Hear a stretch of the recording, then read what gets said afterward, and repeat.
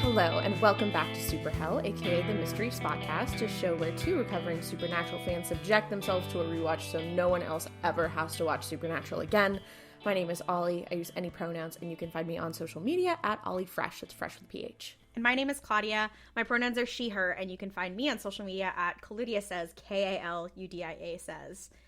The two episodes we have to bring you today are very important to the lore and the, big implications for the story. They're very memorable, so we will be a little insufferable. They're okay episodes. Like, they're nothing, like, but there's a lot of crazy shit that happens in them. Yeah. I feel like they both have some really good parts, but, like, when people say, like, oh, what's the most iconic Supernatural episode, I don't think I ever think of these two. Yeah. I think also it's one of those things where it's very much like demon possession and the lore surrounding that, in the sense that it introduces some mechanics that are like super important and very strict. Yeah. When it's convenient. Yeah. Because it's like, oh, the demons are like, oh, they can possess people when they do this. And like in season 1, it's like they can do all this stuff. And in order to get rid of them, you have to say this thing and no one knows any other ways. But then suddenly it's like, well, we actually know a lot of other ways because it's inconvenient to have to do all that mess when we need to do an exorcism. And it's kind of like that now, where it's like we're introducing all these mechanics for like how angels work and like resurrection, that kind of stuff.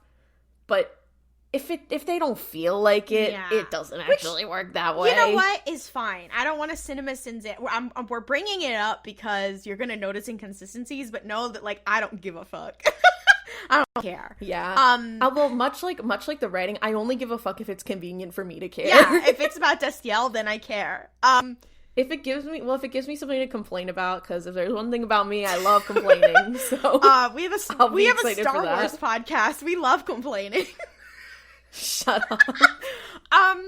The first episode is season 4, episode 19. It's called Jump the Shark, which I think is very apt because the phrase jump the shark means they mean it in the sense of like the beginning of the end.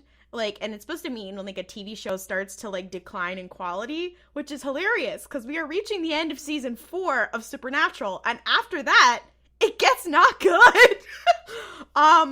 So they may have, I don't know, some sort of chaos magic sort of meta sort of thing. They might have just cursed their own show, and I think that's hilarious. The funny thing is, I can see why they called it this, but it kind of gives you the wrong impression of what's about to happen. The episode opens, there's this blonde middle-aged woman. She's running through her house. She's terrified. She's being chased by something. She runs into her room. She slams the door. She locks it. She's like, okay, I'm safe. Something's pounding on the door, and then the noise stops. And she pushes a dresser in front of the door, and she sits on the bed, and she's like, oh my God. And then something grabs her feet from under the bed, which is like, rule number 1, don't have your feet down. I learned that when I was 4. Anyway, but it grabs her ankles. It starts to pull her under. She's screaming. She's holding on to the nightstand to try to stop it. Then she gets pulled under, and then a picture on the nightstand falls off. And we zoom in on the picture, and the picture is of John Winchester. I don't know how goofy ass episode. I don't know, in the context of how you will find this out, I still don't know how she got this picture, but okay. No, it makes sense, because then in the end, it's like, oh, well, we'll get into it, but I think it makes sense that she would have his picture. I don't know. And like, she didn't move on, and she has a picture of just him and not even, like, her son by her bedside table. That's kind of crazy. Yeah, it's not like... This woman, I'm so fascinated by her, and we'll get into her as you learn more about her. Yeah, she's kind of like me with Choso as my lock screen when you think about it. Is Choso John Winchester coded? No, next question. That's an insult to Choso. Choso would never. As a side note, I saw a TikTok about someone was like, okay, think of the character from a piece of media that you hate, like, so much you would fight them on sight. Now, whenever you say mean things about yourself, imagine it in that person's voice. And then in the comments, like, people had all these characters they hated, and it was like, you know, Minetta, fucking Endeavor, and then John Winchester was in there so many fucking times. It was so funny. Like, I was dying. Also, I'm sorry, the idea of being like, oh, well, imagine John Winchester saying that. That's just Dean Winchester, babes. I fear. That's just Dean Winchester. Yeah. So, it's like supernatural. We cut to, Sam is leaning on the Impala. They're parked by a lake. He's brushing his teeth. I don't know. Clearly they've had a hard night. And Dean is sleeping in the car, and he wakes up, and he, like, falls out of the car, and he's like, ooh, like, kind of like he was drunk, but I don't think he was, and he's like, ugh, and he's like, I'm hungry, and Sam's like, well, we're 2 hours away from anything, there should be something in the backseat, and I'm like, what do you have in your fucking, why are you keeping random food in your backseat? He says specifically, there's probably still a sandwich in the backseat, and then because then what happens? What kind of sandwich is it revealed that they had in an unrefrigerated paper bag? Tuna! Which is why. Why did you make that? Which is why Dean, I think, is like, ugh, I'm not eating that. Yeah, no, because I'm just like, in what world are, because I assume these two made the sandwich and were like, okay, we're gonna go. If I have a tuna sandwich, I'm very aware. I don't know about you, Klaudia, but if I have a tuna sandwich, I'm always very aware of a tuna sandwich. Like, if I make a tuna sandwich in the morning, I am thinking the whole day about that tuna sandwich until I eat it. And so I think that's a skill issue that they let that tuna sandwich go bad. Also, I think they have COVID because they can't smell it going bad in the bag. I like the idea that they are patient zero for COVID. Like, it's like, oh, COVID came from here, COVID came from... No, it actually came from Sam and Dean Winchester, and then no one else got it until, like 15 years later. Yeah, it's a new headcanon I have, actually. And I think that car is just so fucking big that they don't smell anything in the backseat. We're off to a silly mood today, guys. We're recording, like, normally we record in the evening, but we're recording in, like, the mid-afternoon now. Yeah. So, like, we're so awake and conscious right now. Yeah. It's crazy. Okay, I have been playing Breath of the Wild for, like, 10 hours on end for, like, 5 days, so I might be a little sillier than usual. And you're like, Breath of the Wild? It's 2024. Well, I didn't pass the tutorial stage for 4 years after starting it. So... here we are. And I'll say something. My controversial opinion. I would rather play Breath of the Wild than Tears of the Kingdom. Sorry, I low-key didn't really care about Tears of the Kingdom. I thought it was fine. I thought it was a fine game. I just felt like they were like, oh, here's all these new elements. And I understand, like, they were like, oh, well, we made this huge map. We want to use it again. Totally fine. But I feel like the ways they expanded the world didn't feel fun to me. It just felt like it was like, oh, they needed more shit, so they put more shit in. It's like, oh god, there's more shit to do. That's exactly. Back to what matters. Supernatural. Dean is like, I'm not eating that fuck-ass sandwich. And suddenly, a phone rings. And as we remember from previous episodes, they have a lot of their fake little burner phones usually stashed in the car somewhere. So Dean is like, oh, the one in my pocket isn't ringing, so he goes in the glove compartment and he pulls out one of their dad's old phones, and he's like, and then a young male voice answers, and he's like, hi, I'm looking for John Winchester, and Dean's like, well, he's not available, like, can I help you? And the guy's like, hi, my name is Adam Milligan, I really just need to talk to John. And Dean's like, well, he died, like, 2 years ago, so, and Adam is like, well, I'm his son. Dun, dun, dun. Crazy boots reveal. We cut to the boys. They're pulling into this diner called Cousin Oliver's.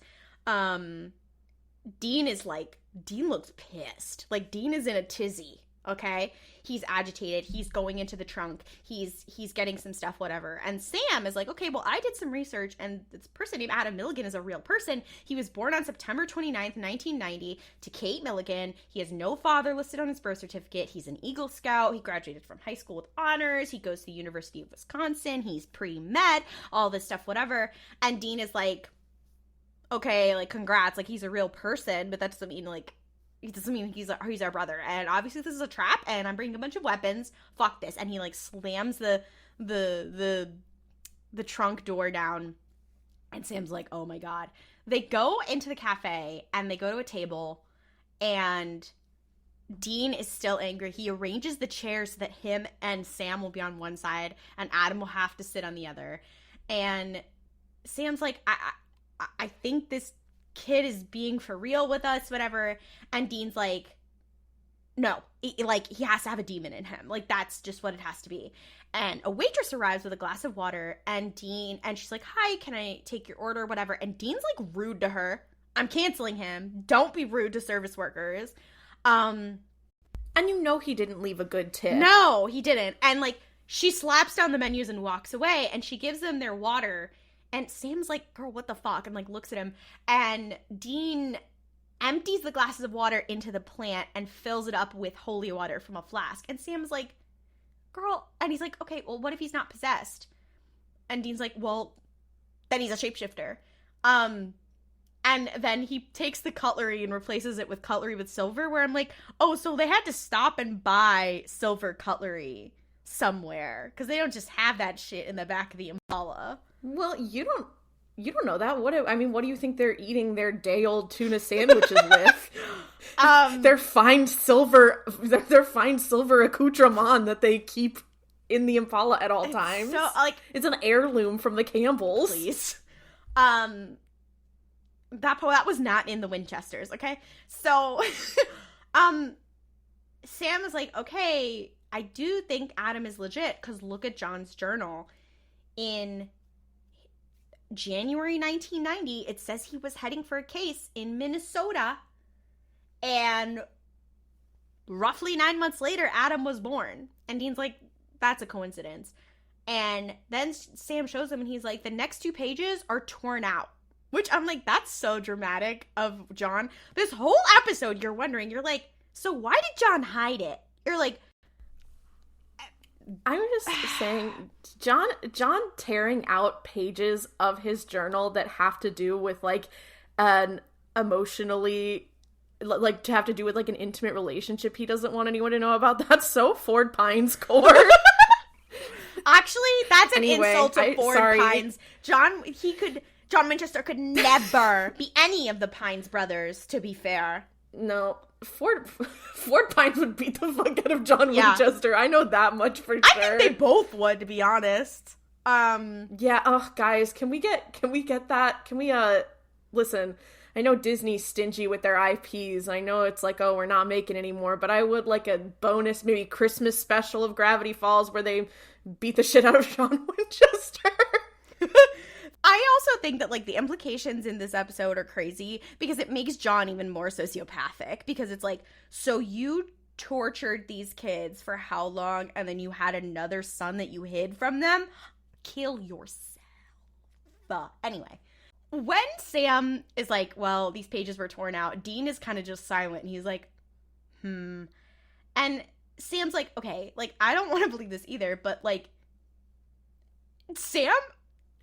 What Sam says here is actually kind of meta, and it's also kind of fucked up. He's like, okay, well, we've been on cases where we rescue someone, and we rescue a woman, whatever, on our many long trips, and, you know, and then she's really grateful, and then he says the phrase, and, you know, there might have been slipped one past the goalie.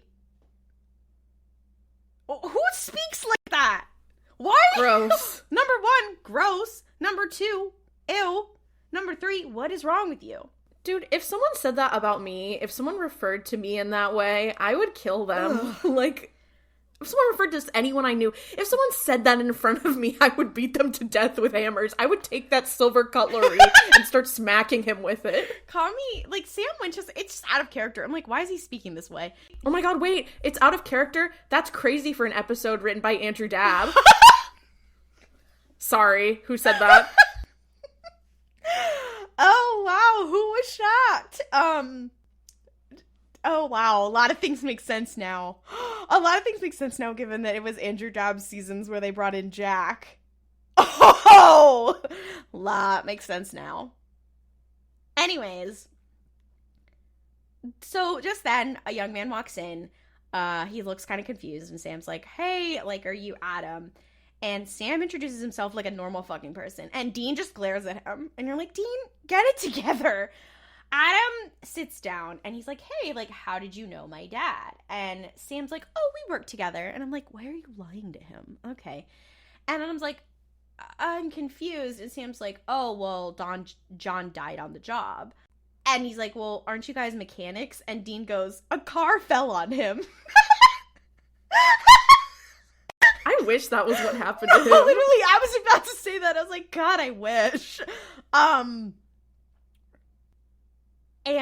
the waitress arrives. She brings another glass of water. And she's like, hey, Adam, like, how are you doing? Like, clearly he's local, whatever. And Dean is super rude again. Grabs the glass from her. And he's like, I'm really thirsty. And he starts drinking. And she's like, what the fuck? And Adam's like, oh, you know, I'll have my usual. And he's like, thank you so much. Like, he's being really nice. And Dean is being an asshole. And he drinks from the glass of holy water. And Dean is, like, staring at him like a fucking hawk. And nothing happens. So Sam tries to start, like, asking him questions about what does he know about John. And while he's doing this, Dean is taking a gun out of his jacket under the table. I'm like, you're a freak. Calm down. I'm like, stop. Get some help. And Adam is like, well, I haven't seen John in a couple years. I only called now because my mom is missing and I had nobody else to call. And John is the only family that I have left. And Sam is like, oh, like, I'm really sorry about your mom, whatever. And Dean's like, well, that's tragic. And he's literally like, oh, she passed away. It's so, and then Dean is like, well, why have we never heard of you? And Adam's like, well, me and John, like, we didn't really know each other that well. We only met a few years ago. My mom was a nurse, and she never really talked about him. But I know that John came into the ER pretty torn up from a hunting accident. And I didn't meet him until I was 12, and only after, like, I found his number and I begged my mom to call him, that was when I got to meet him. And basically when John heard that he had a son, he dropped everything and drove all night to get to town. And Dean just goes, well, that's heartwarming. And here we begin the thing of, like, what John will do for one son versus what he'll do for others. And you're like, wow, okay. John's the kind of guy to be like, John is like that scene from oh my god, Arrested Development. Yes, where it's like I love all my children equally, and then he's like, I don't care for Dean. No, literally, because he's always like, you gotta protect Sam, and then this. If I was Dean, I'd kill somebody. Maybe myself. I don't know. Dean just has so many, like, deep-seated complexes. It's almost hard to watch. Yeah. Also, to be fair, he had just kind of worked out all the stuff with his dad. And now to bring this up, he's like, girl, what the fuck? So the waitress comes with Adam's food, and Dean's like, go ahead, eat, because he wants to see if he'll use the silver. Adam's like, okay, and he starts eating, and nothing happens, and Dean's like, okay, and he uncocks the gun, and he looks disappointed, like, he wanted to shoot this kid, what the fuck, and Adam, he's still talking, he's like, he taught me how to play poker and pool, he bought me my first beer at 15, that's illegal. Common John L, even when John's being cool, he still sucks. He's like, he even showed me how to drive. And he's like, yeah, and he had this beautiful 67 Chevy Impala, and Dean blows up. And he's like, you have to be lying. Like, and Adam's like, I'm sorry, who the hell are you to call me a liar? And Dean fucks up the whole charade and goes, we're John Winchester's sons, that's who. We're his sons. And he, like, yells it. And Adam's like, hello? And Dean's like, we're not brothers. you have to be a hunter. You're playing a game with us, blah, blah, blah. And Adam's like, I've never been hunting in my life. Like, what are you talking about? And Dean, like, gets up to leave. And Adam's like, wait, like, I can prove it. Now, at this point, you're like, oh, DNA test. No, that's not what they do. We cut to his house, his mom's house, if he's in college. And Dean and Sam are staring at a picture of their father and Adam standing together. And they're like, oh my God, this is true. And Dean is even more pissed. And he's like, oh, John took Adam to a baseball game for his 14th birthday. And he goes, he took you to a friggin' baseball game? And Adam's like, yeah, like, you know, what did Dad do for your birthday? And Dean gives the saddest little, like, fake smile. I'm just like, I think my heart just broke into a million pieces. I'm like, I think I need to kill John Winchester. No, I'm really, like, John Winchester, like, you are not seeing heaven. You are not seeing heaven. Even though canonically you do, I don't care. No. Yeah. I will go up there and drag you back down myself. You little fucker. Do you think Cass sees him in heaven sometimes and walks by and, like, subtly gives him the finger? Yeah. Or is like, oh, hey, John Winchester. And he's like, oh, hey. And he's like, fuck you. And John's like, what? And he's like, nothing. I just know that John Winchester was not invited to the Destiel wedding. He was not invited. He was invited and didn't go. He was invited and didn't go, and Mary had to show up in heaven and be like, hey guys, so... and Dean's like, yeah, likely thing for Dad to do. Homophobic freak. And she's like, no, he didn't go because you guys are gay. He didn't go because he doesn't like Dean. Oh, Lord. I'm sure there is a fanfiction with that exact premise. So anyways, so they're having this discussion, and Dean is furiously looking around for, like, clues, hex bags, random shit, whatever. And there's another picture of John with Adam and his mom, the woman from the beginning, Kate, and he's just staring at it. He's like, oh my God, this is, like, the life I should have had. And Dean's like, were there any other clues of, like, what happened to your mom? Like, clearly it's the first time Dean has showed any concern. And Adam's like, no, like, the only thing that there was is that there was a nightstand that was tipped over. And the cops already searched the house. They didn't find anything. And Dean's like, well, they might have missed something. And Adam's like, you know, what do you know? You know, you're a mechanic, whatever. And Dean's like, well, maybe. They don't have my eyes. I'm sorry, you don't have the 6 eyes. You're not Satoru Gojo. You might be in a gay competition with him, but you don't have them. Sorry, babes. If Dean had Limitless, maybe he wouldn't have died on that piece of rebar. I'm gonna say something so controversial. I think he still would have. I think he would have gotten Shibuya. I hate to say that is a Gojo-ass thing to do. So Adam's like, hey, Dean, like, you know, what can you tell us about Dad? And Dean just goes, you don't want to know. Which is a pretty, that's what I'd say, to be honest. And Sam's like, hey, like, I think I found some stuff, whatever, and the conversation ends. And Sam's like, okay, the police don't have any leads, but I did find that there were some grave robberies here in January 1990, so when our dad was here. The pages were torn out of our dad's journal were probably about what he was hunting. And the corpse snatching has started up again, and 3 bodies have disappeared from the local cemetery in the last month. And so they're like, okay, so whatever John was trying to kill, like, he didn't get it, and it came back. It's also important to note that Adam is not really involved in this conversation, because they're still trying to be like, oh, we're mechanics. We're mechanics. Yeah, they're having this conversation on the side. And Sam's like, okay, the Kate is missing, a local bartender named Joe Barton is missing, and maybe whatever it is, stopped stealing corpses and is now going for fresh, alive meat. And he shows him a picture of this guy named Joe Barton.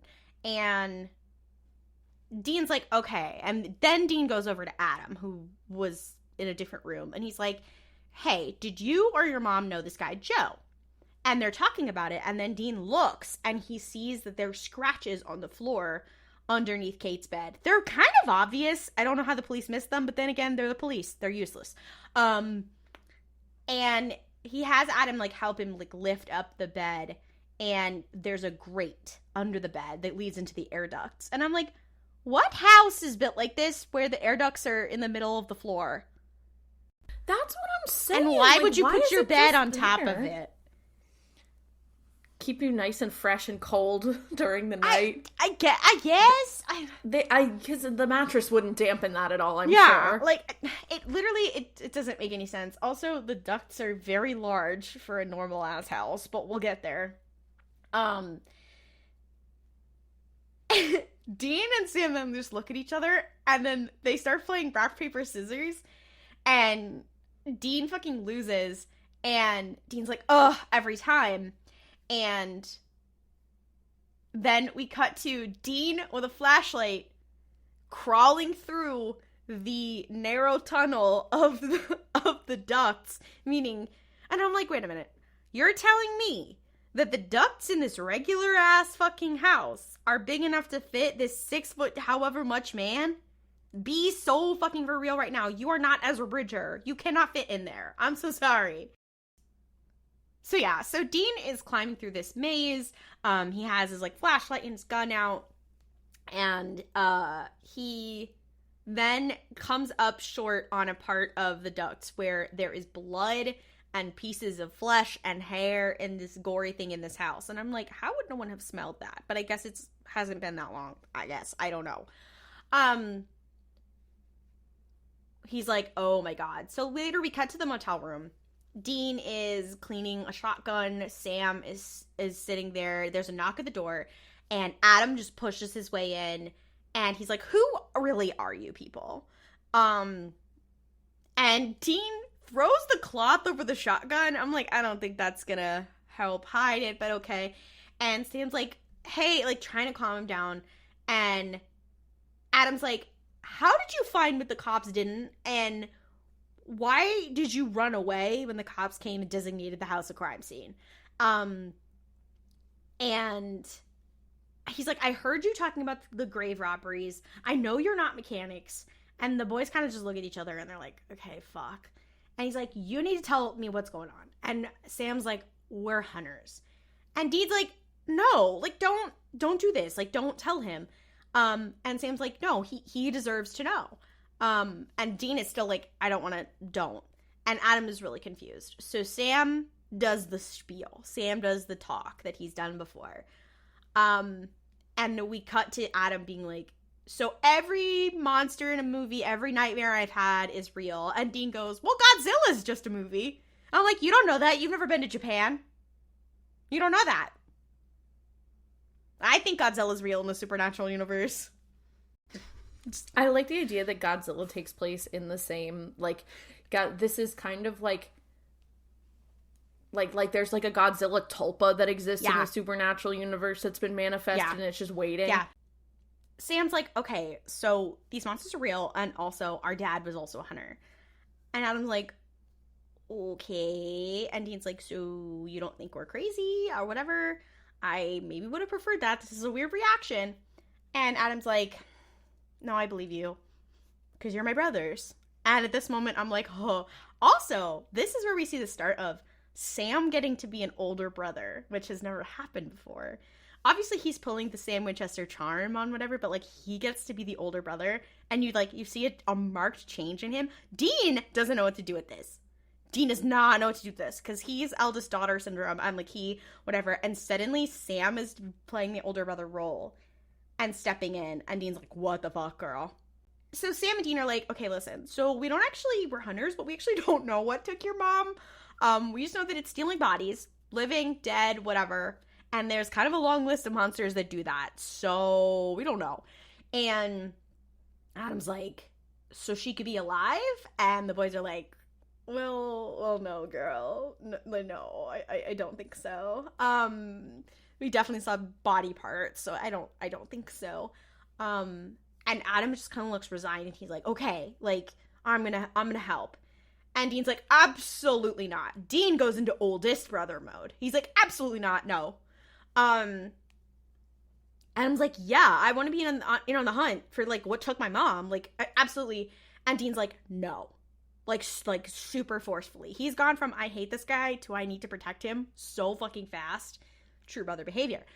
Sam, like, jumps in and is like, well, like, you know, we totally understand. Like, Adam just lost his mom, whatever. And Dean, in a moment of fucking crazy clarity, is like, think about why John kept Adam a secret. And he ripped out the pages of the journal to do it. He's like, he was protecting him from our life, from a hunter's life. And we should respect that. 'Cause he's like, we didn't get a choice in this. And I think he says something like, you know, like, we didn't get a choice in this, and I've come to terms with that and whatever. But, like, he can still do something else. And Sam's like, well, Dad's dead, Dean. Like, he could make his own choices. And he's like, you know, I want to respect it. I want to respect his wishes and his intentions. And Sam's like, fuck that. And Adam's like, do I get a say? And he's like, no. And he slams the door behind him. And Adam's like, is he always like that? And Sam just goes, welcome to the family. It's an insane conversation. The concept that John protected one kid and not the other two, and he had a choice. He didn't have to drag them into it. Once again, I have to kill you, John Winchester. I have to kill you. Again. I have to kill you. I can at least respect that John was like, well, I don't respect John, but I can respect because Dean was like, okay, it was too late for us. Like, we were already fucked. And I'm like, you know what else he could have done, though? Like, dropped you guys off with someone who, like, lived somewhere. Yeah. Any like relative. Bobby, and been, like, literally anybody. He could have done, like, brother, anything, really. You could have said to Adam's mom, hey, I've got 2 more kids who need help. But I think at that point, too, because Adam's so much younger than them, because John didn't find out about Adam until he was 12, and Sam and Dean are, like, a couple years older. Yeah. So it's like, they probably would have been, like, late teens. Yeah. Like, by that point, probably maybe even early 20s. Probably not early 20s, because that's when the show starts. Hang on. How old were they? Okay. No, because wait a minute. Here's the thing. I'm just thinking about it now. John found out about Adam when he was 12. Adam was born in either like late 1990. No, the year 1990. So okay, so he was born in like mid-late 1990. Yeah. So he would have been 12 in 2002, 2003, 2004, 2005. John goes missing. So that's 3 years. So Sam and Dean would have already been like actual adults by that point. Adults. So it's like, okay, it's not like he knew about Adam while they were still kids. Yeah. And Adam already did have a normal life. So, like, I kind of understand why he would not, like, it was kind of too late for him to do that with Sam and Dean. I still think it was shitty, don't get it twisted. Yeah. But I'm like, I understand a little bit more now that I'm thinking about the math. Yeah. Also, at that point, had Sam already left for college?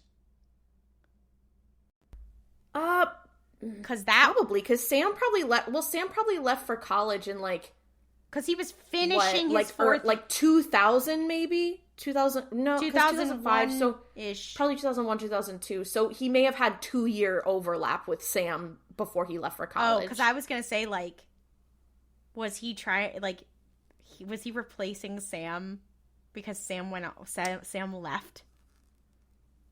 And so he was giving the energy would have gone to Sam Adam. Damn, that is probably true. Oh, I have to die. Even more fucked up of him leaving adult Dean and being like, you go do this. I have somewhere I have to be. Yeah. Like, if I'm Dean and I'm like, so you were at baseball games with this kid when you lied to me? I'd kill him. I'd bring him back from the dead and I'd kill him. Anyway, so Sam says, welcome to the family, and he pulls out a gun, and he's like, I'm going to teach you a few things. He enters Big Brother mode. Adam is like, But Dean said, and Sam's like, I know what Dean said. I don't give a shit. And he's like, I know what it's like to want revenge. And you're like, oh, we're in serious Sam mode. So he's going to teach him how to use a gun. And we cut to Dean. He is visiting the cemetery, posing as Agent Nugent. This fucking naming convention, I can't. And there's this kind of weird funeral director, and he's showing them this mausoleum that these bodies disappeared from. And Dean kind of notices something like sticky and wet on the side of one of the coffins. And he's like, what is this? And the guy's like, it's embalming fluid. And he's like, oh, these are sick, deranged hooligans. He's like, they didn't just take the corpses, like they opened them up. That's why there's embalming fluid everywhere. I don't think there would still be embalming fluid in a body if it would been in there for more than just a little bit. Unless they were fresh. I don't know. Unless it was like super fresh, but even then that just feels a little strange to me that there would be that, because it's also like if it was a little embalming fluid, like okay, maybe there's some leftovers, but it was like a lot of embalming fluid. Yeah. It was a lot of fluid. Oh, there's another thing that happens in this scene, because the funeral director, or the guy who's in charge of the graveyard is like, oh yeah, like this is some messed up hooligan kids who are doing this. And I'm like, that is crazy, because like, I don't know if what hooligans, who you could identify as a hooligan is going to do something like this. The other thing too, he says to Dean, because he's almost like trying to sell him on being there, and he's like, do you ever think about where you would like to spend eternity? Do you ever think about where you'd like to spend eternity? And Dean goes, I think about it all the time. An objectively hilarious question from the man who was in hell for 40 years. Oh. God, I forgot about that. So we cut to Dean. He's sitting down at a bar, and this bartender fills his glass. And he's dressed as an FBI agent, and she goes, first beers on the house for cops. Great. A cab. Anyway, she's like, oh, and he's like, oh, how'd you know? And she's like, I noticed you're kind of Law and Order, Fed kind of vibe. I'm like, damn, okay, acting. Horrible. Clocked as a Fed. And she's like, hey, like, what is the FBI doing here? And he's like, well, we're actually looking into the disappearance of Joe Barton and, this guy, whatever. And she's like, and she's kind of quiet. And he's like, yeah, did you know him? And she's like, a little. I'm his wife, Lisa. And the fact that the first thing I would clock if an FBI agent showed up and said they were looking for my missing husband, and I wasn't the first person in town they contacted, that would be a red flag. Yeah, I'm like, so, he's like, okay, like, what can you tell me about her disappearance? And she's like, well, Joe stayed late to do inventory one night 2 weeks ago, never came home. And she's like, I was afraid the local police stopped investigating, but seems to be that the FBI is here, so that's great. And Dean looks behind the bar and he sees a picture of Lisa and Joe together, and there's a picture of Joe in a police uniform. And she's like, oh, Joe was a deputy a long time ago. And she says that he was the one who found the bodies in the 1990 grave robbery case. And then it shows this article about that. And she's like, yeah, like he won an award for it, whatever. And I'm like, that's a crazy thing to win an award for, but we can't get into that. In this article, there's a picture. And in the background of the picture, you see John Winchester photoshopped in. He's like, yeah, did Joe ever tell you, like, how did he solve the case? And she's like, after a few beers, he would admit that, it was some good, solid police work, but he also had help from a specialist. And I asked him about it, and he said, not to worry, we took care of it. And that's all he would say. Which I'm like, that is so suspicious. I would have a lot more questions, but okay. And we cut back to the motel room. Sam is teaching Adam how to clean a gun. And Adam's like, okay, so, like, how did John really die? And Sam's like, it was a demon. And he's like, well, did you get it? Like, did you get revenge? And Sam's like, Dean killed it. And Adam's like, so it's over for you? And Sam just looks at him, like, grave, dead on, and is like, well, it's never over. And Suddenly, the lights go out. Sam picks up the gun. He walks to the bathroom. There's this creaking sound. He opens the door. There's nothing there. It's very similar to the first scene. They hear the creaking again. There's something moving above them. And then Sam's like, oh shit, there's something in the vents. And he's like, Adam, like, go. And they run out, and he's like shooting behind him. And they're running outside, and they're running for Adam's car. And Sam's like unlocking the doors, and then something under the car starts to pull him by his ankles, just like they pulled the mom at the beginning. And Adam runs to help, and he's like, oh my God, what do I do? And then Dean pulls up in the Impala, like just in the nick of time, as always happens. And Adam and Dean pull Sam from whatever was pulling him. And Dean fires under the car, and whatever it was is gone. And Adam moves the car, and there's nothing under there except for a manhole. And they're like, I don't know what it is, but it's in vents and sewers, I guess. And it's going after Joe Barton, Adam's mom, and now Adam. And they're like, oh shit, that's all the people that John knew in town. It has to do with the thing that happened in 1990. And Dean's like, well, at least we know why it's back. It wants revenge, which we were just talking about revenge. So much to unpack there. So they return back to the house, and Dean's like, okay, Adam, like, get some stuff. We gotta go. And we're gonna take you to Bobby's place. You're gonna be safe there. And Sam sits down at the table. He's like bandaging his ankle, and he's like, okay, so I don't actually think we should leave. And Dean's like, no, we have to protect Adam. Like, we'll protect him, then we'll come back and we'll kill the thing. And Sam's like, we don't have any other leads or witnesses or know anything about it except for that we know what it wants, and that's our only chance to kill it. And Dean's like, you want to use our brother Adam as bait? And this is one of those instances where Sam is the hard ass. And Sam's like, no, I want to stay. I want to train Adam.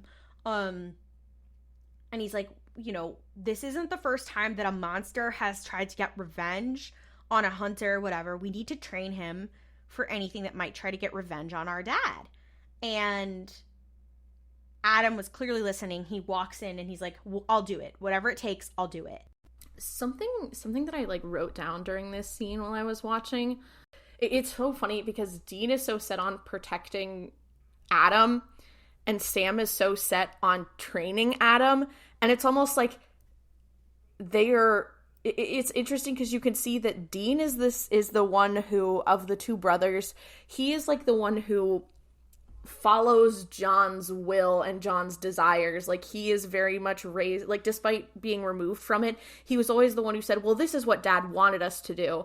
And Sam is now in this situation the one who said, well, this is what Dad did. Yeah.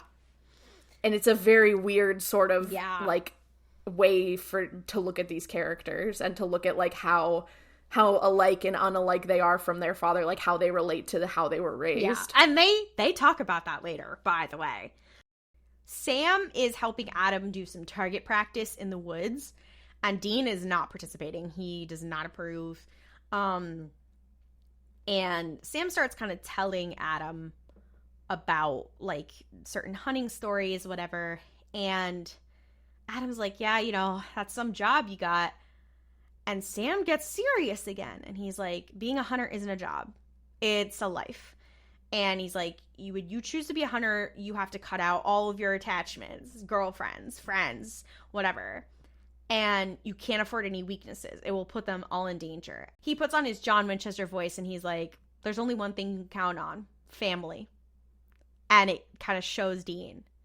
And Dean is kind of silent and angry. And he brings Sam out in the hallway. And he's like, Dad gave us the same speech. And then you left us and went to college. And you hated John for saying that. Why the fuck would you say that? And Sam's like, well, turns out our dad was right. And he did us a service by teaching us how to protect ourselves. And Dean's like, I think this is actually where Dean's like, I've accepted that it's too late for me and you to lead normal lives, but Adam still can. And Sam's like, I don't care. In this scene, it kind of reminds me of how, like, JoJo Siwa talks about Abby Lee Miller compared to how all the other girls talk about my Abby Lee Miller who are on God. Dance Moms. Because JoJo Siwa was like, well, she was right. Like, we were bad. We did need to get pushed to be better, which is crazy because, like, Abby Lee Miller clearly was, like, abusing these children.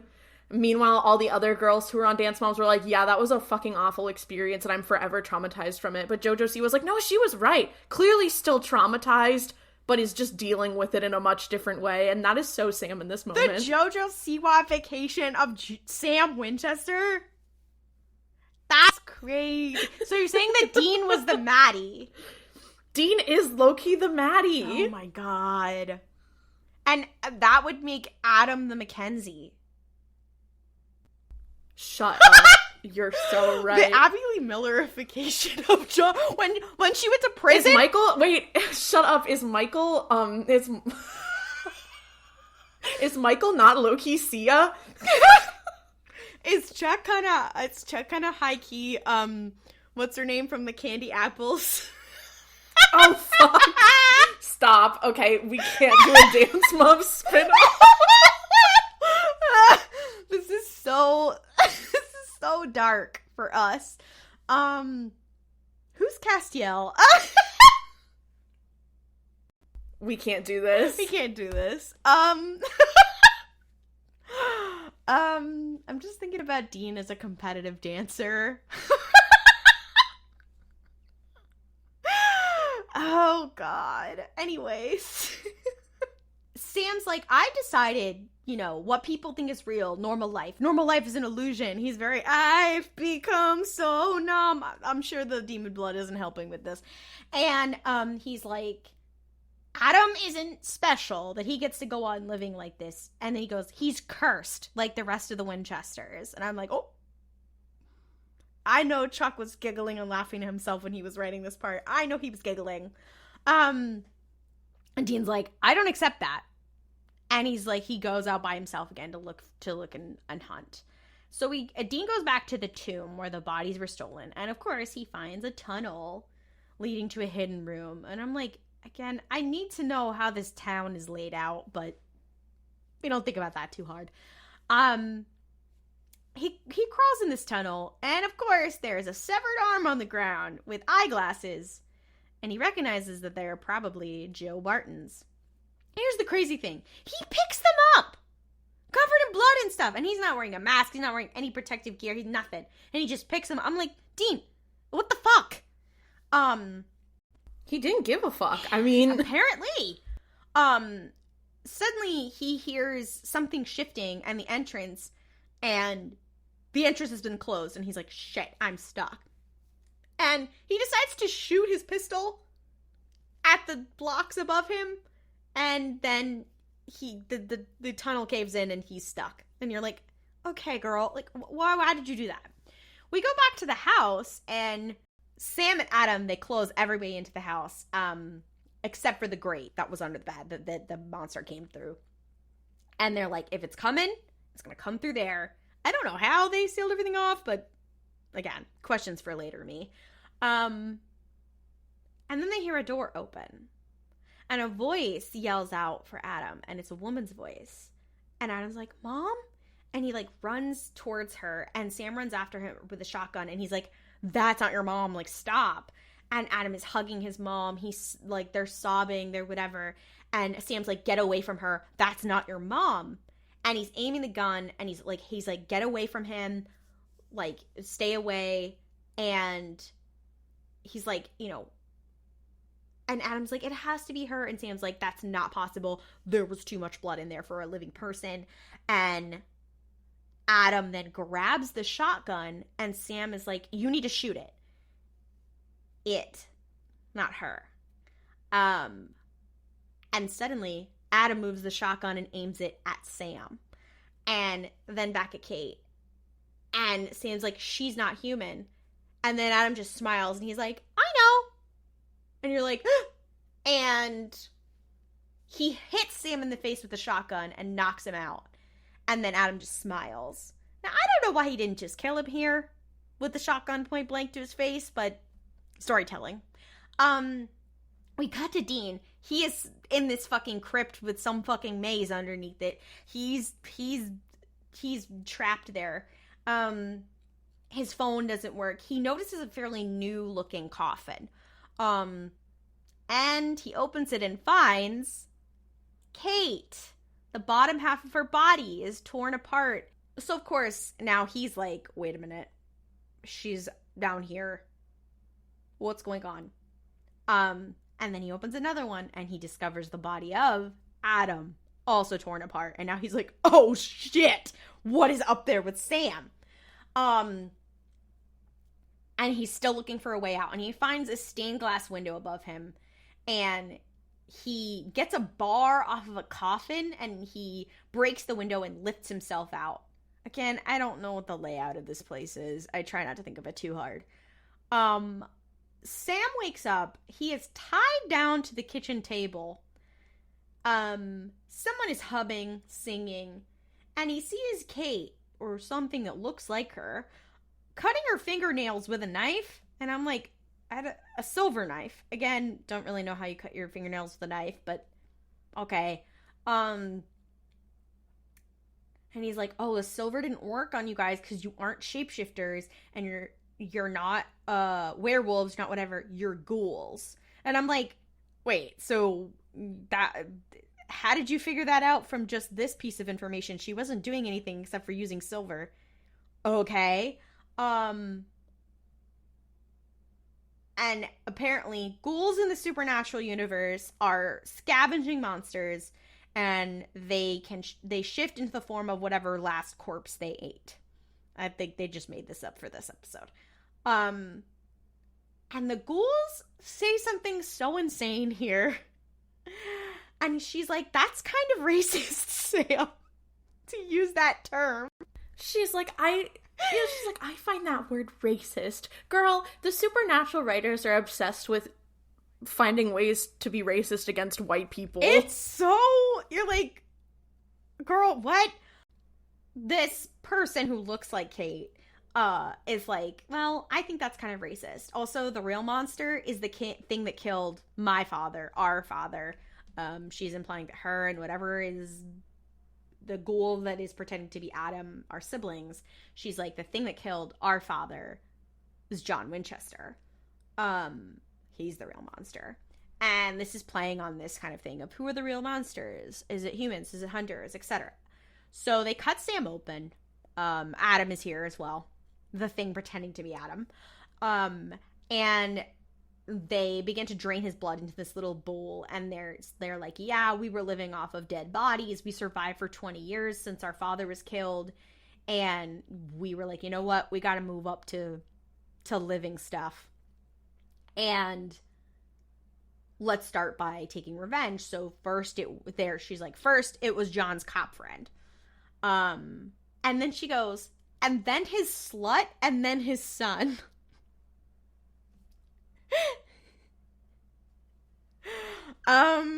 Women, can we get her the I'm sorry women hat? They love to say slut about women in this show. I was like, damn. And she's like, well, and I called John, but son of a bitch was already dead. And I'm like, I wish I could kill him again too. I get it. Adam says that part, and Sam just kind of smiles at that part, and he's like, he's like, well, 1 point down. Which also then is like, implies like, this has never been Adam. Like, the whole time Adam has been this ghoul. So this also then begs the question of how much of what he said was real. Some of it can be proved, but how much of what he said was real? The ghoul pretending to be Kate is like, so guess you and Dean have to do instead. And she's like, well, and the real Adam, well, your real brother is dead. So, and Sam gets quite mad. And she's like, and yeah, Adam really was your brother. So, and they're like, yeah, we tortured him. He screamed, whatever. And Dean arrives. He has figured it out. And he shoots at the ghoul pretending to be Adam. And Sam's like, Dean, they're ghouls. And Dean's like, oh, shit. And he's like, okay, so that means headshot. And so he kills the ghoul pretending to be Kate. with a headshot. And he's like, okay, I need to untie Sam. And then the ghoul pretending to be Adam and him get in a fight. Another thing about this scene is that they had cut Sam's, like wrists. Oh! So he's actively, like, bleeding out. So, like, one of the reasons Dean has to do this so fast is because he's like, Sam is going to fucking die in a minute if I'm not careful. They keep showing that little plate that's, like, collecting his blood and whatever. Also, when they start feeding from him, they make a comment. They're like, why does his blood taste kind of weird? And they're like, that's a masket tool we'll use for later. If you remember, he's been drinking demon blood. They're like, oh, he tastes kind of weird. Anyway, we cut to Adam and Dean having a fight, and Dean finally kills the ghoul pretending to be Adam by just beating the shit out of his head with a lamp, like the base of a lamp, which is crazy.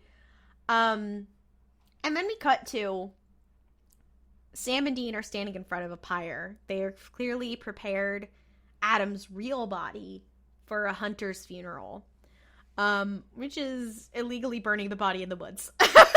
I'm like, you could just get him cremated, but okay. Sure. Also, are you going to report him as officially dead, missing? What's his cause of death? How are they handling that legally? We don't know. Yeah, because I'm like, Kate might have, like, parents. Like, she might have siblings. Well, like, he did. Adam might have. He said, I don't have any other family. That's why I called that's John. true. Never mind. That's true. But, like, that being said, he probably had, like, friends and, like, people who cared about him. The town knew him. So now it's like this. He's just missing forever to them. Yeah. Which is also how the show treats Adam. So they basically never met their brother. And Sam's like, Dean now is the person who really believes. And Dean is like, well, ghouls didn't fake those pictures. And they didn't fake Dad's journal. And Adam was our brother. And he deserves a hunter's funeral. And Sam says, well, maybe we can call in a favor and ask Cass to bring him back from the dead. I'm like, I don't think Castiel can do that. But okay. Also, no, him saying that, I'm like, wow, fuck Pamela. Yeah. Girl, what the fuck? Yeah, I'm like, sorry, the only person he can bring back from the dead is Dean, his Pookie Bear, on the orders of God. So, jot that down. And Dean just like, well, Adam's in a better place. So, which is wild, because now Dean is believing in something beyond. But I guess that's because he's seen angels. And they're standing there, they're brutally watching the fire. And this is where they have this conversation we were talking about earlier, where Dean's like, you know, I worshipped our dad. I tried to be like him. I listened to the same music. I dressed like him. I drive his car. I this. But he's like, you, Sam, are more like John than I will ever be. And Sam just goes, I'll take that as a compliment. And Dean goes, you can take it any way you want. He did not mean that as a compliment. And the episode just ends. My dude, I got, like, chills during that scene. I'm like, okay, I know I said, like, this episode itself was fine. Yeah. But that scene was so fucking good. Holy shit. Also, I just realized from a biblical perspective, so obviously Sam is being prepared to be the vessel for Lucifer. Dean is being prepared to be the vessel for Michael. Adam is their brother their third brother who they never met, who dies. Or whatever. And I realized that, like, if you think of it from, like, a biblical perspective, like, the whole thing is that, like, God is like, oh, you need to treat humans well because they are also my children, whatever. And some of the angels, and if you notice, like, some of the angels are cool with that and some of the angels are not cool with that. Let's think about which angels are cool with that and which are not. And Adam is, like, the third brother who is also favored by God, their father. More than the first two.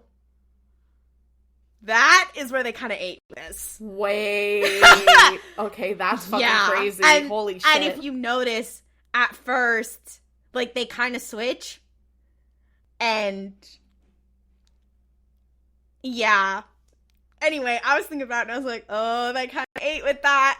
And I don't even, like, and also, I don't even know what to say to that. Like, whoa. And also, you know how there's, like, the beginning of the end kind of thing? If you also think of it from a biblical point of view, like, the beginning of the end of, like, paradise and everything was when God created humans, and then Lucifer rebelled and whatever. Like, that was the beginning of the end. Much to unpack. Also, the actor who plays Adam is also the actor who plays Luke Castellan in the Percy Jackson movies. You didn't know that? I think that's probably why they didn't bring him back, because he was supposed to be in this big franchise and he became like a movie person, but then those movies didn't take off, so yeah. But this episode is also where all of the jokes about the fucking Winchester's third brother and how he's forgotten. To be fair, he is technically dead, so that's why he's not brought back, they conveniently handle that so that he's not, but like, they never talk about him. Don't they bring him back later this season? I don't think it's this season. Or maybe not this season, but like next season, because they're like, Dean's like, I don't want to be the vessel for Michael, and they're like, okay, fine, if you're not going to do it, we'll use Adam. I think that's like way later when they're like, whoa. Oh, hold on, let me see. Oh wait, he is in season 5, and then he's in season 15, and then I think he dies for real. Anyways, I had a fucking brain blast about that, where I was like, oh, it's a biblical reference, like everything in this show. Mm-hmm. Oh, wow. That's fucking dark. Sometimes they kind of eat with the fan fiction. Also, the actor has talked. This is a little bit of a spoiler for later. The actor has talked at conventions about the ship of Adam and Michael. Like, and how he supports it. This show, the culture around this show is so crazy. So insane. I want to say he, like, read a fan fiction on stage, or, like, something crazy like that. I don't know what it was, but, like, I remember it, like, because Adam and Michael's, like, a kind of minor ship or whatever. Because after Destiel, like, there's a big thing of shipping Winchester brothers with angels. They're just like, yeah, pick one. But yeah, Adam and Michael kind of have a weird, not toxic yaoi, one might say. But we'll get to that. The third Winchester brother. Surprise, we didn't actually meet him. Shocking turn of events. I know. Speaking of weird people who the Winchester brothers do meet, are we ready to talk about the next episode?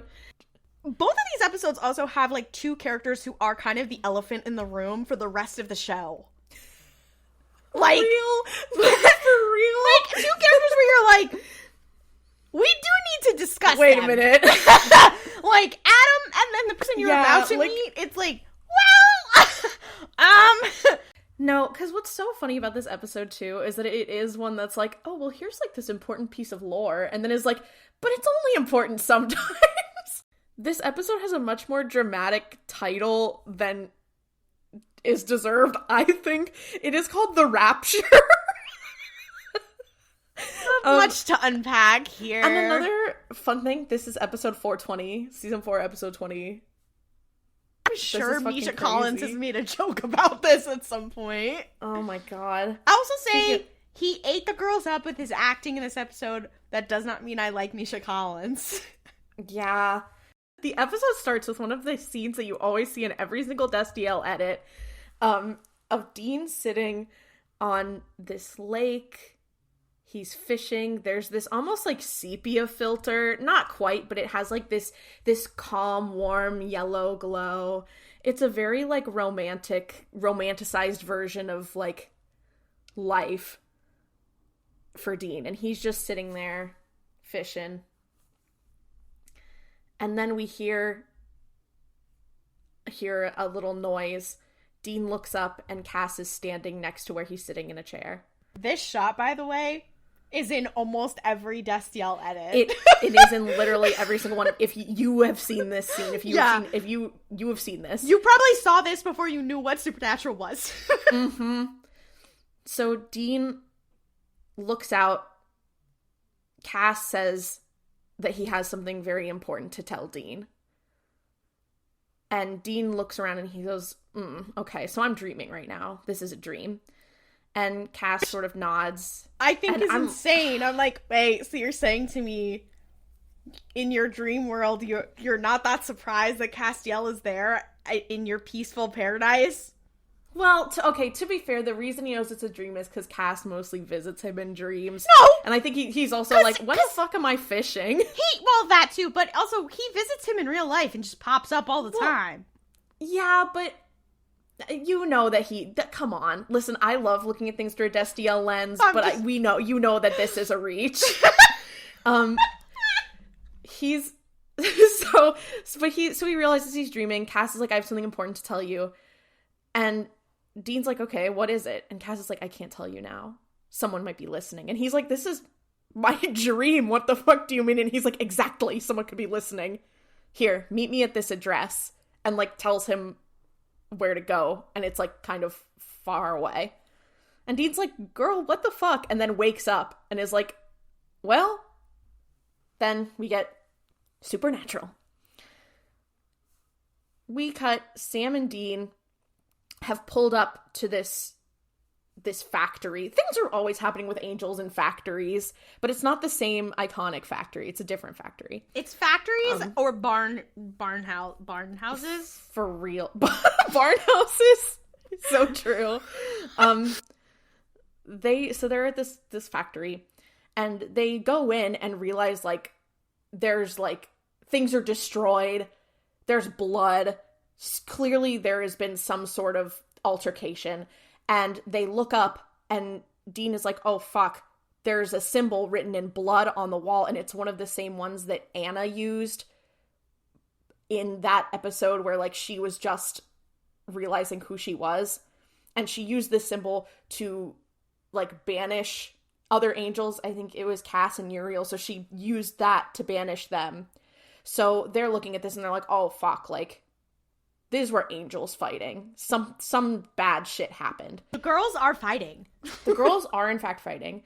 So they like run around a corner and they hear movement, and Dean runs up and sees Cass like on the ground, and he's like, oh my god, Castiel. Cass, like, are you okay? And is all concerned, and it's very but he's like, oh my god, like, get up, Cass, get up, baby girl. But they help him up, and they're like, hey, like, oh my gosh, are you okay? Cass wakes up, he looks around, and he's like, what happened? And his voice, something that you'll notice, that the viewer would notice, normally Cass talks very much like this, and he just sounds kind of normal. Like, he's like, oh my gosh, like, what happened? And they're like, Cass, are you okay? And he goes, that's not me, I'm not Castiel, I'm Jimmy. The Jimmy slander. The Jimmy slander. Oh my god. But he's like, I'm Jimmy. Girl, of course you are. And I noted, like, holy shit, the difference between, because the fun fact for those of you who don't know, when Cass was initially created, he was planned to be like a one-off character who was like in a couple episodes, then got killed off. So Misha Collins, who has this part, did kind of this deep grumbly voice that he said actually was kind of uncomfortable to do. But then Cass got so popular, so they kept putting him in the show. So Misha Collins got locked into doing this voice for like 10 years. Which is really funny to me. But so when he's Jimmy, he just has Misha Collins' normal voice. Which is hilarious. So we are in a motel room, and Jimmy is sitting there. He's like chowing the fuck down on a burger. And Sam and Dean are trying to be like, they're trying to like talk to him and be like, so what happened? And he's like, hold on, I'm eating my first meal in months, so let me enjoy this. And then he's like, okay, I actually don't know like jack or shit about what he wanted to tell Dean. Like, my memories are bits and pieces. Like, I really don't know anything. The only thing I want to do is go home to my wife and to my daughter, because I haven't seen them this whole time. That's how you know he's not Castiel, because he has a wife. Yeah, could not be Cass. Couldn't be Cass. We cut. We see this man. It's Jimmy. he is, like, sitting in front of a television, and, like, it goes static. And then we cut, he's sitting, like, at dinner with his family, and he says grace, and he's, like, a very, very Christian, very upstanding Christian man. Very demure, very mindful. Is Jimmy Novak demure and mindful? I would argue no. Oh, I don't think so. Because clearly he does something that's pretty objectively undemure and unmindful. So he's, like, doing all this stuff to show that he is, like, a real devout boy. And then he gets this, like, there's this scene, and I might be misremembering because how this happens exactly, but this is the gist of it, is that there's a scene where he's sitting watching TV, and it becomes static, and he starts talking, and he's like, you need my help, like, your name is Castiel. Clearly Cass is, like, contacting, like, blasting into Jimmy's brain to be like, hey girl, can you be my vessel? But the gist is that he tells Jimmy that he has to prove that he is, like, loyal to God and prepared to make this, prepared to show his devotion.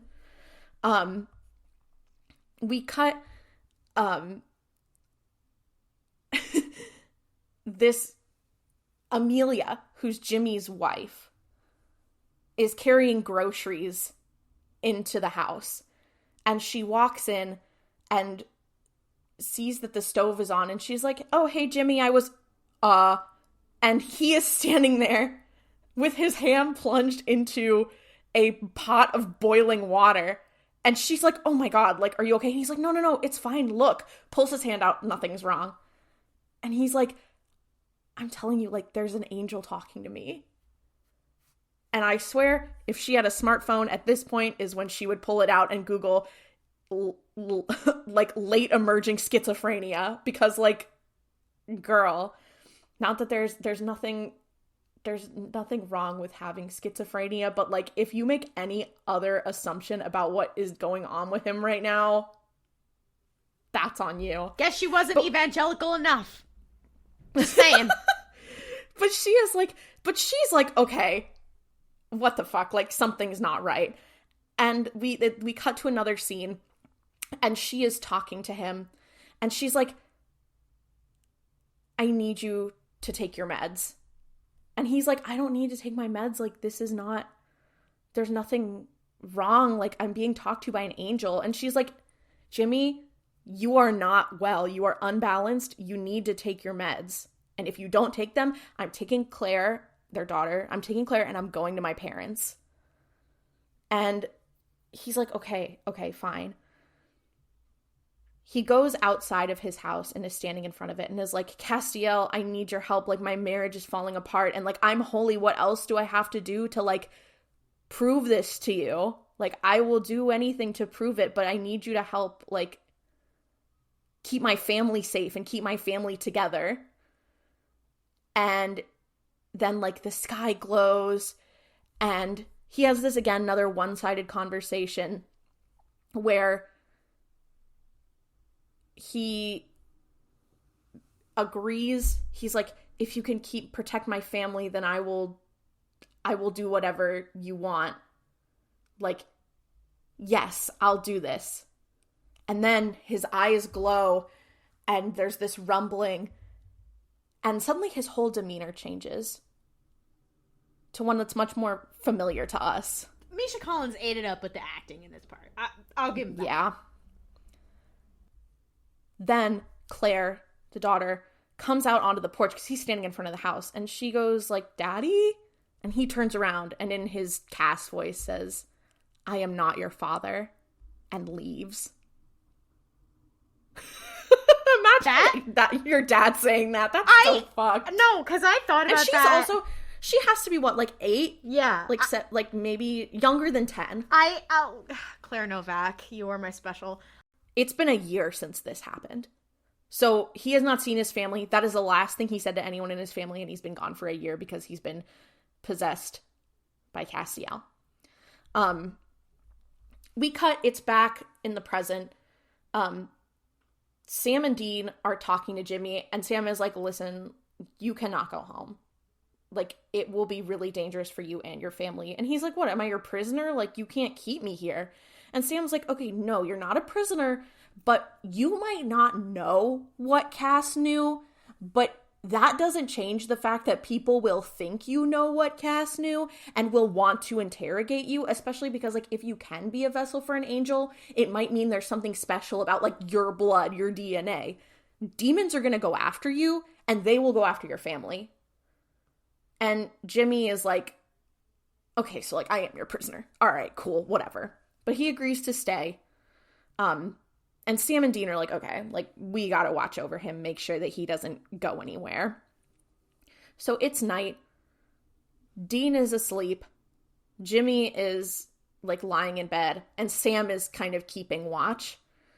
And Sam checks, sees they're asleep, steps out of the motel room, and, like, walks over to where the vending machines are. And he pulls open this flask, and he pours some of it into his hand, which is, it's demon blood. Which I have to ask, why didn't he just drink it straight from the flask? You know, I had that exact same question. So he, like, basically licks the blood out of his hand. He's, like, slurping on blood out of his hand in front of I'm like, so you could have done this in the bathroom for, like, 3 seconds, straight from the flask, and... Nobody would have known. Nobody would have known.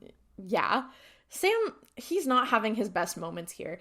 Because we also see, he has this blood. He gets on the phone and is trying to, he leaves a voicemail. He's like, Ruby, I don't know where you are, but it's been weeks. I need you to answer the phone because I need more. He's talking about demon blood because he's out. Because I think that was the thing is, like, the flask was basically empty. So I think maybe he poured it into his hand because he was trying to, like, shake it out. I guess, but then, like, more of it gets wasted on your hand. I don't know. Yeah, it don't make no sense. But he's on the phone. He's like, Ruby, like, I need you to call me back. I don't know why you aren't answering me. I need you to drop whatever you're doing. I need more blood. It's been weeks and I'm, like, out. So he's clearly, like, also been, like, rationing, and it's a whole issue. While this is happening, we cut back inside the motel room. Jimmy gets up out of bed. First of all, Jimmy is wearing all of his clothes. And what Cass is wearing is, like, Cass is wearing a suit, a tie, a button-down shirt, like, whatever. He is wearing all that to sleep. I'm like, dude, I knew you were gonna try to sneak out, but, like, you didn't even take off the jacket? Damn. And, like, nobody was gonna lend him some clothes? Fuck you guys. You're terrible, terrible prison, like, wardens. I can't. So Jimmy, like, sneaks out and, like, looks around, realizes Sam's not there, and is like, I gotta get the fuck out of here. So we cut, and, like, Jimmy is, like, on a bus and is, like, we show him sort of traveling back to his home. Sam and Dean wake up and start going, because they wake up and they're like, Dean is like, oh my god, where the fuck is he? Sam, did you lose him? Like, what happened? And Sam's like, I don't know, I stepped outside to get a Coke, like, from the vending machine. And Dean's like, okay, right, like, clearly is like, that's bullshit, but we can't deal with this right now. And he's like, was it a good Coke? He's like, oh, was it a good Coke? And Sam's like, shut up. But they're driving, they, I guess, know where Jimmy lives. I guess he told them off screen, but they're driving to his house, and they're kind of talking. And then in the backseat, suddenly there's a voice that's like, oh, did you lose him? And it's Anna, and she just, like, appeared in the backseat, and Dean swerves the car, and is like, Jesus Christ. And here's the crazy thing, because throughout the course of the show, Destiel is known for doing that, so the Anna and Destiel parallels, they keep occurring, they keep happening. Yeah. I love Anna so much, though. She kind of because she shows up, and she's like, okay, so, like, where is he? Where is Cass?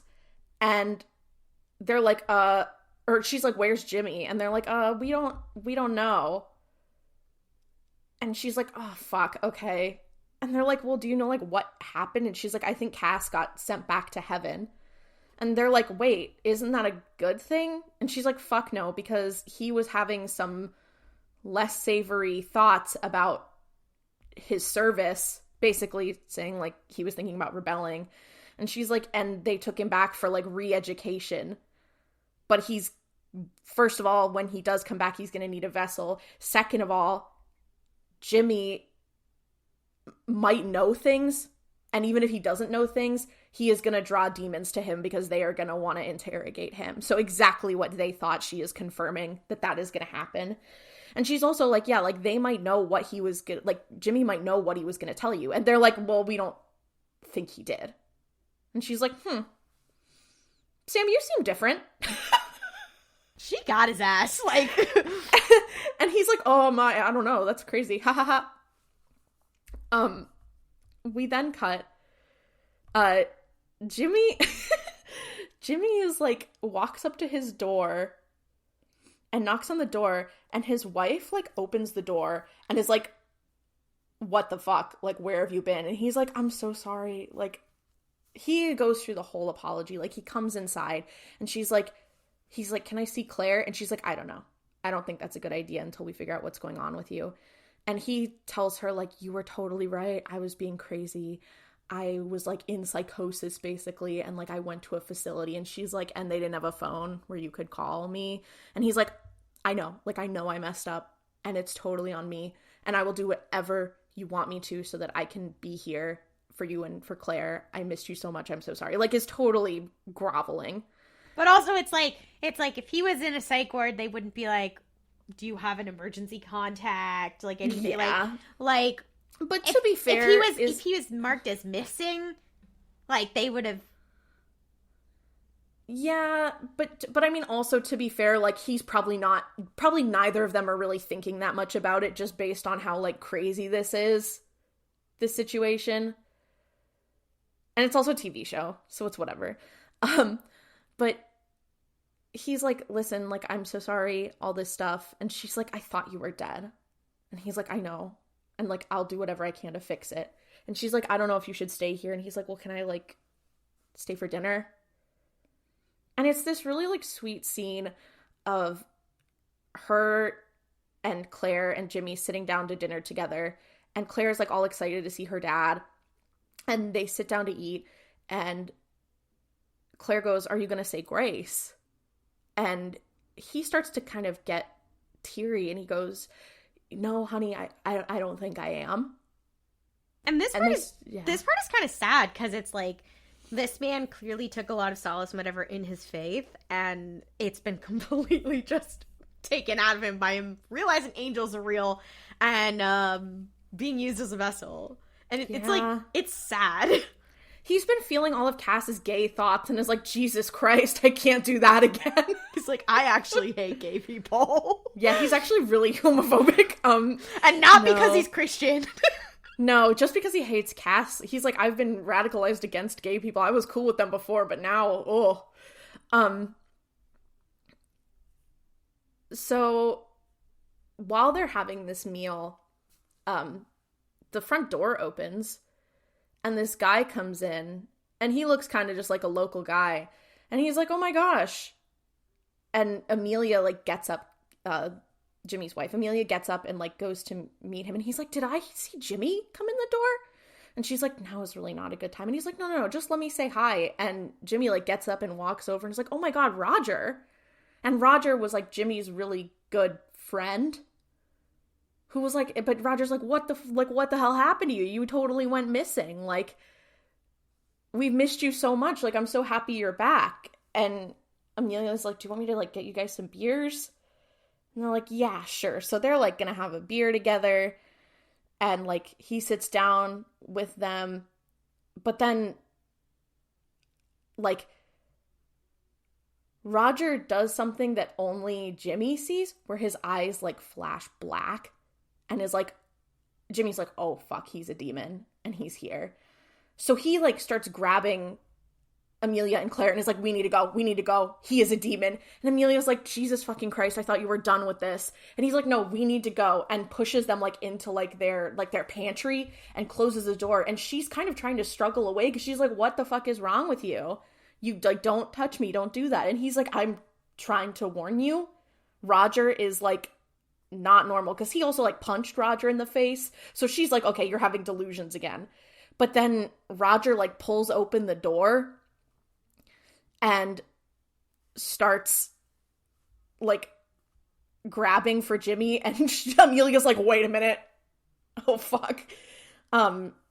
This whole thing has got to be crazy for her, because absolutely. She thought he was going crazy, and then she's like, wait.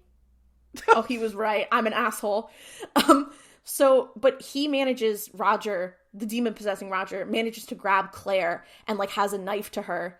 And he's like, okay, like, we're gonna do this, and I'm gonna kill this little bitch, and then I'm gonna kill her, and then you're gonna tell me everything. And Jimmy's like, please, like, don't do this. And then what happens?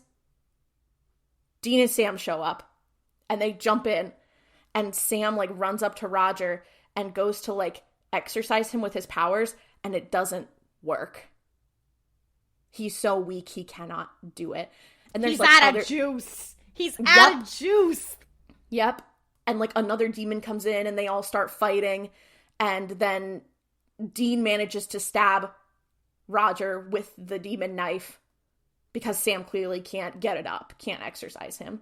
To be fair, they could just read out an exorcism. You know, that's what I was actually just about to say. So they stop all the demons, right? Like, they kill the demons. Why the fuck did they not read out the exorcism? Like, yes, Sam can't do the little exorcism trick, but, like, they can still exorcise demons. Like, you didn't need to kill them. And I guess maybe you could say because he was holding Claire hostage and it would have been dangerous for her. Like, okay. But they do this way too often. So, anyway. Whatever. So they're sort of, like, standing out front of the house, like, in front of the house. And Jimmy's wife is like, well, I guess I owe you, like, the biggest apology of all time. And Jimmy is like, no, like, you were right.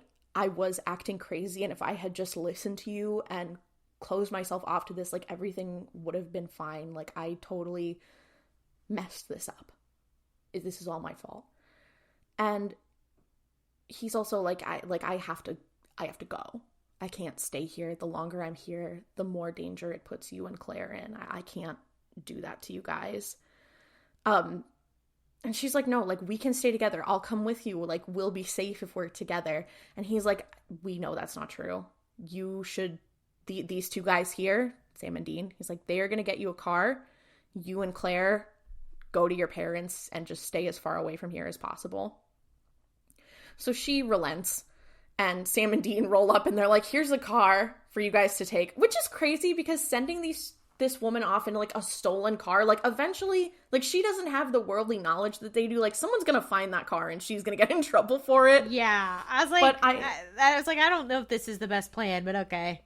Yeah, I digress. Amelia, like, hugs Jimmy and, like, kisses him, and he says bye to Claire, and it's all very emotional. And they get in the car, and Jimmy and the boys drive off.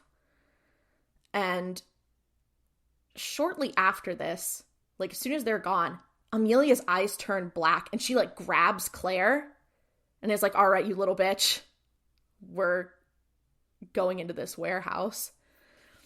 She's also kind of like, ugh, it didn't work, whatever. Like, she was clearly trying to get him to stay. And you're like, oh, fuck. Yeah. So we cut. Jimmy is asleep in the back of the Impala. The boys are talking about, like, Dean is like, so, what the fuck was up with your little powers there? Having trouble, getting it up? Like, what's going on? And Sam was like, I don't know, I'm just, like, off my game. I wasn't expecting to use it, you know? Haha. And Dean's like, like, clearly he thinks something else is going on and is gonna probe. But then his phone rings. And he goes, and Sam answers it, and it's Amelia. And he's like, okay. So he gives the phone to Jimmy. And Jimmy's like, hey, like, I thought we said we weren't gonna... What? And then he gets off the phone. Clearly she told him, like, I'm a demon and you need to come get your kid. So they drive to where the girlies are being held. And, like, this big fight starts. Amelia is, like, fighting. And they are, like, the boys are losing. Because Sam is, like, not able to access his powers. And there's, like, a shit ton of demons here.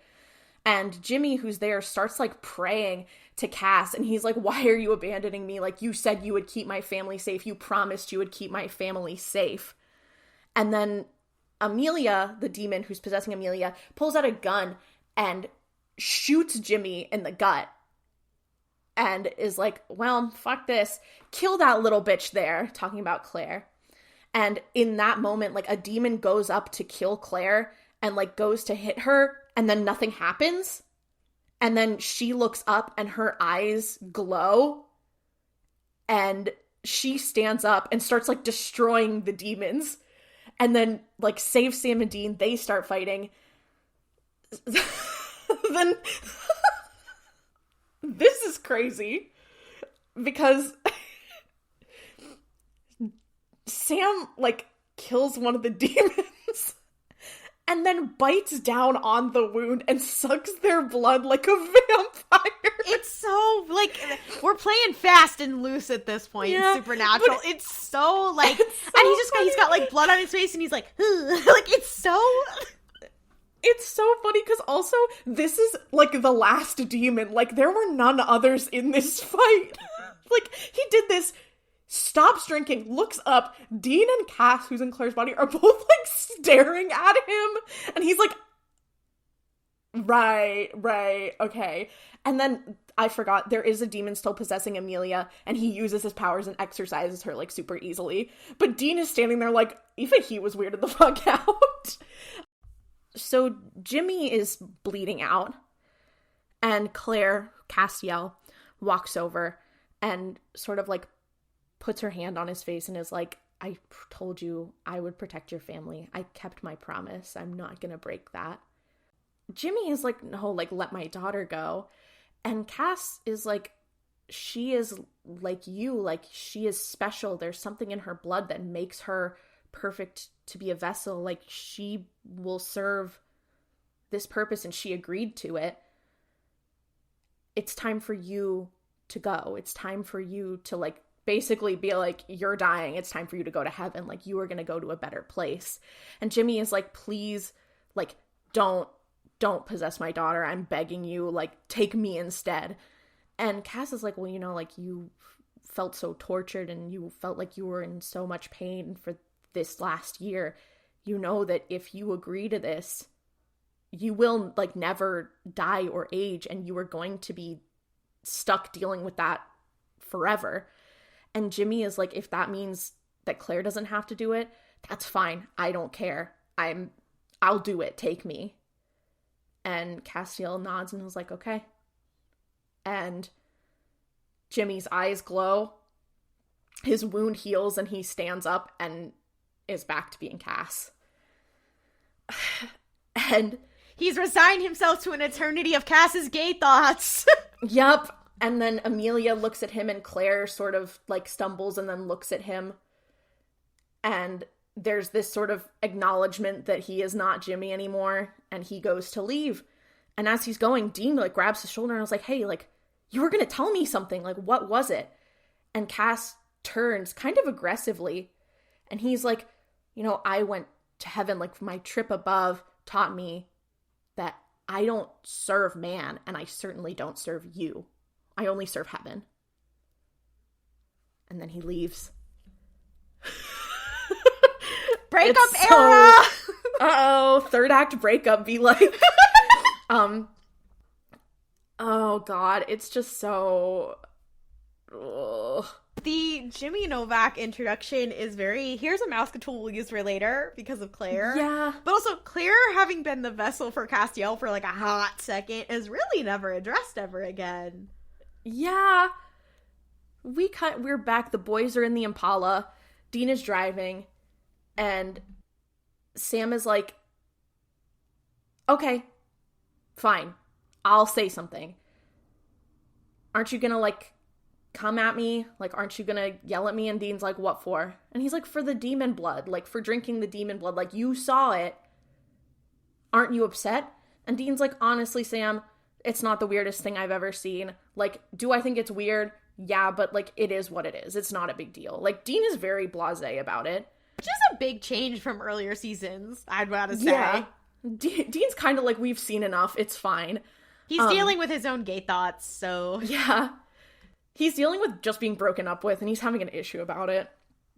Then Sam gets a call, and it's Bobby. And Bobby's like, hey, like, I need you to come to my place, like, right now. And they're like, he tells Dean, he's like, okay, like, yeah, we'll be there. So they go to Bobby's house, and they go down into the basement, and Bobby's like, hey, I have something in the bunker, like, I need you guys to see. So they go down into this, if you'll recall, Bobby has this safe room that has, like, all these wards and stuff on it. And he's like, yeah, like, here, just come on down. And Sam, like, walks in to the room and is like, oh, what did you want to show us? And then Sam turns and realizes that Bobby and Dean are standing outside of the safe room and are like, you are what we needed to, you were the problem. Like, you are the one who's having an issue right now. Bobby closes the door and locks it with Sam inside. And Sam was like, hey, like, what are you guys doing? Like, this isn't funny. What are you doing? And, like, starts, like, freaking out. And then the episode ends. So it's like Dean was really chill about it because he had orchestrated with Bobby to lock Sam in there for him to detox. It's kind of, the addiction metaphor is kind of crazy. Like, yeah, I'm also like, this is not the correct, if you are someone you know is dealing with detoxing, this is not the right way, but I guess they couldn't really just check him into a rehab facility. Yeah, so. I mean, they could say he was on meth. I don't know. So true. I mean, meth sometimes gives you superhuman powers. I like the idea that it's like, this is just a big ad, and at the end of this episode, there's like a big title screen that says, do meth. These two episodes, they introduce a lot. They introduce a lot of very important stuff. Yeah. And then the elephants in the room being Adam, the third Winchester brother, and Jimmy Novak, the poor... who's just there. Yeah, the poor guy who's being taken for a homosexual ride, and in not the fun way. No, he is... Play Joyride by Kesha. That is Jimmy Novak right now. He is, so except dark. He's not having fun. He is so like, dark. Keep your eyes on the road. He is like, keep your eyes on the road and off of Dean Winchester's perky little ass. And then he's like, wait, why did I think it was perky? Oh God, his thoughts are infecting mine. It's so... The other thing too, because I think, if I'm remembering correctly, and I could be totally wrong, but I feel like there's one point in the show where it's like, oh, Jimmy's soul goes to heaven, so Cass is the only one in the body. Because I think later they realize, like, oh, this is, like, really a little too fucked up for one of our, like, main characters to have this baggage. Also, at this point, like, I think Ruby's more moral than him. Well, and that's a part of the question. But also, I think there's also a thing of that, like, the vessel can die. Or, like, the vessel gets destroyed. And his soul goes back to heaven, and then he reappears as the form of Jimmy Novak, and they're like, how are you still in this form? And he's like, God let me, or some shit. It's like they get around it in a weird fucking lore way that's really dumb. Which, honestly, like, I'm not gonna lie, it's a little weird, because part of me likes, like, oh, because I think the thing, too, is it's, like, the angels are becoming less and less special and less these, like, arbiters of good and justice, like, as you watch the show. And, like, I think that this is a point of saying, like, even though Cass is, like, a good one, he still has this baggage, and this is something that, like, Ruby is going out of her way to not have, but Cass does have this. He is taking someone else's body while their soul is still inside. And I think it's interesting to look at angels through that perspective and, like, have a downside to them and have another reason why they're, like, problematic. Yeah. So when you say, like, oh, but some of them don't have that because they're the good ones, I'm like, like, it feels a little bit like a cop-out. Yeah. And, like, I kind of feel that way about Anna. I can make an exception for, because there's, like, from her inception, there's a reason why she's not like that. Yeah. So I don't have I just feel like this was a roadblock that they introduced, and then we're immediately like, oh, this is actually They were like, oh shit, but then kind of weird. The actor will change. And people like Misha Collins, so fuck. Yeah, so then they were like, it's just gonna be easier if we just say, it's okay though, because Cass is good. Honestly, God was running out of things. Chuck was running out of things, and he's like, fuck it. I don't know. Yeah. Screw it. I don't think, that being said, I'm like I said, it's a double-edged sword, because I'm like, I think it's good that he doesn't just have Jimmy's soul be bopping around in there. Yeah. But it's also like, come on, you set up this really interesting moral dilemma. And then I feel like they don't even really deal with this moral dilemma after this. Like, Dean and Sam are not really that concerned. They're kind of like, whatever. Same thing there about their third brother, man. This is, yeah, maybe that's the theme of these two episodes, that it's two things that everyone was like, well, we don't really care that much. We don't have time to unpack all of that. Anyway, Sam's going to detox. Yeah, oh, it's so exciting. And these next two episodes that we have are like the finale of season 4. It's like a 2-parter. The beginning of the end. So, the beginning of truly, they are jumping the shark as we speak. Like, we're right now, we are on top of the shark. And then we have the next 2 episodes, and then the shark will be passed over after that. Fonz is currently jumping literally in the air over the shark right now. Has not yet landed. So anyway, thank you for listening to our penultimate episode of season 4. For more cursed supernatural content, follow us on social media at Mystery Spotcast on Twitter, Instagram, TikTok, and Tumblr. You can also ask us cursed supernatural questions in our Tumblr Ask Box or by emailing us at themysteryspotcast@gmail.com. That's also where we will put updates for any like delays of episodes that we have. I know sometimes something will come up and we'll have an off week or something. So sorry. We do have jobs. Well, I have a job. I was gonna say. Anyway, we do have lives. Yeah. As a quick reminder, we are also trying to raise money for a family to escape Gaza. We're trying to get Mohammed's fundraiser for himself, his daughter Noor, and his mother Alia to at least $10,000. And the link to their fundraiser is in our show notes. If you enjoyed listening to us, enjoy ourselves for now in season 4, but not later. You can rate the show and leave us a review on Apple Podcasts, Spotify, I believe, Pocket Cast now has ratings as well, and leave a comment on our YouTube channel and tell a friend about the show. Now that we've reached season 4, we are backsliding into Destiel, so if you have a fic recommendation, you can send it in the form in our show notes. It's just for us to read. We might shout out one that we like, but otherwise, it's just for us. If you want to hear more from us, we are also 2 of the co-hosts of RuPaul's Pod Race, which began as a queer Star Wars podcast, but will now be a general pop culture and media podcast. We just had an episode called The Gay Olympics where Dean Winchester was discussed extensively in it, so I think you'll enjoy it. And we have a lot of other fun stuff in store, so if you're not a Star Wars person, you can clue in there as well. And see you 2 Tuesdays from now for more slaying people, queerbaiting things, the supernatural business.